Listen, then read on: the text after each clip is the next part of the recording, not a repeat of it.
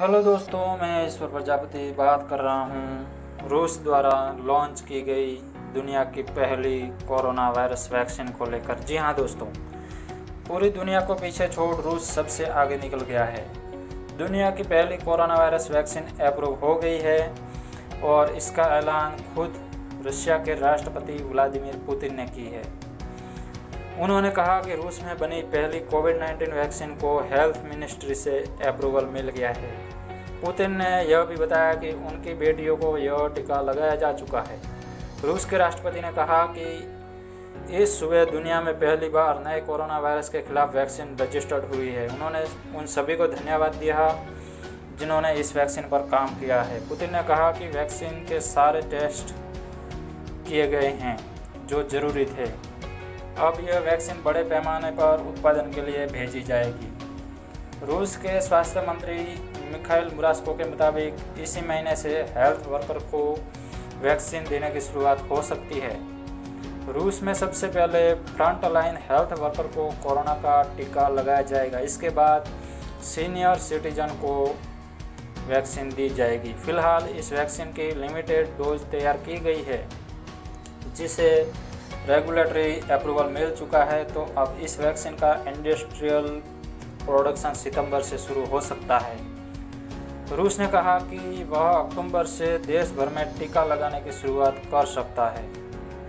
रूस ने दुनिया भर में वैक्सीन सप्लाई करने की बात तो की है, मगर कई देश अभी इसे लेकर हिचक रहे हैं। पश्चिमी देशों समेत वर्ल्ड हेल्थ ऑर्गेनाइजेशन ने चिंता जताई है कि बिना पर्याप्त डेटा के वैक्सीन सप्लाई करना ठीक नहीं होगा। वहीं यूनाइटेड किंगडम ने साफ कहा है कि वह अपने नागरिकों को रूसी वैक्सीन की डोज नहीं देगा। ऐसे में हो सकता है कि शुरुआती दौर में यह वैक्सीन दूसरे देशों को न भेजी जाए।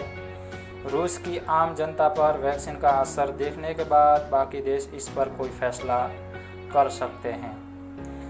रूसी एजेंसी टास के अनुसार रूस में यह वैक्सीन फ्री ऑफ कॉस्ट उपलब्ध होगी।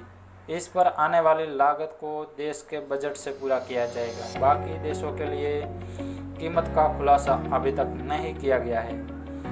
मॉस्को के गामलेया रिसर्च इंस्टीट्यूट ने एडनोवायरस को बेस बनाकर यह वैक्सीन तैयार की है। वही रिसर्चर्स का दावा है कि वैक्सीन में जो पार्टिकल यूज हुए हैं वे खुद को कॉपी नहीं कर सकते। रिसर्च और मैन्युफैक्चरिंग में शामिल कई लोगों ने खुद को इस वैक्सीन की डोज दी है। वही कुछ लोगों को वैक्सीन की डोज दिए जाने पर बुखार आ सकता है, जिसके लिए पैरासीटामोल के इस्तेमाल की सलाह दी गई है। रूस ने जहां वैक्सीन लॉन्च कर दी है, वही बाकी दुनिया अभी कोरोना टीकों का ट्रायल कर रही है। इसमें अमेरिका, ब्रिटेन, इजराइल, जापान, चीन, भारत समेत कई देशों में वैक्सीन के क्लिनिकल ट्रायल चल रहे हैं। ट्रायल के आखिरी स्टेज में कुल 5 वैक्सीन पहुंच चुकी है और शुरुआती नतीजे अक्टूबर तक आ सकते हैं।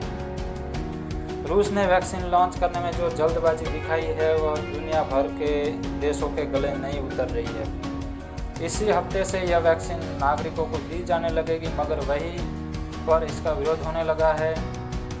मल्टीनेशनल फार्मा कंपनी की एक लोकल एसोसिएशन ने चेतावनी दी है कि बिना क्लिनिकल ट्रायल पूरा किए वैक्सीन के सिविल यूज की इजाज़त देना खतरनाक कदम साबित हो सकता है। वही स्वास्थ्य मंत्री मिखाइल मुरास्को को भेजी चिट्ठी में Association of Clinical Trials Organization ने कहा कि अभी तक यह वैक्सीन 100 से भी कम लोगों को इसकी डोज दी गई है। ऐसे में बड़े पैमाने पर इसका इस्तेमाल खतरनाक साबित हो सकता है। तो दोस्तों, यह जानकारी आपको कैसी लगी आप कमेंट में ज़रूर बताएं और मेरे चैनल को सब्सक्राइब करें और वीडियो को लाइक करना न भूलें। जय